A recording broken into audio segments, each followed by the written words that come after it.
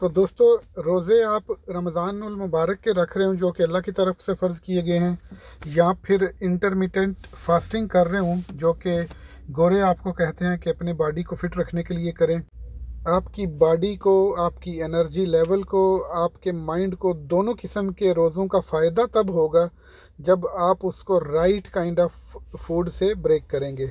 जब सारा दिन भूखा रहने के बाद अगर आपने फूड ही गलत इस्तेमाल की उस रोज़े को खोलने के लिए, तो डेफ़िनेटली डेफ़िनेटली इतनी मेहनत का कुछ ख़ास फ़ायदा होगा नहीं आपको। सबसे पहले जो आपने चीज़ मद्देनज़र रखनी है वो आपने ये देखना है कि आपकी फ़ूड में, जिससे आप रोज़ा खोल रहे हैं, रोज़ा तोड़ रहे हैं, ब्रेकफास्ट कर रहे हैं, उसमें प्रोटीन्स की अच्छी खासी मिकदार होनी चाहिए। ये आप देख सकते हैं, चना भी प्रोटीन रखता है, अंडों में भी प्रोटीन है, और ये चने जो हैं ये फिर बीफ में पके हुए हैं, तो वो भी एक ख़ास किस्म की प्रोटीन है। तो ये एक प्रोटीन रिच डाइट है।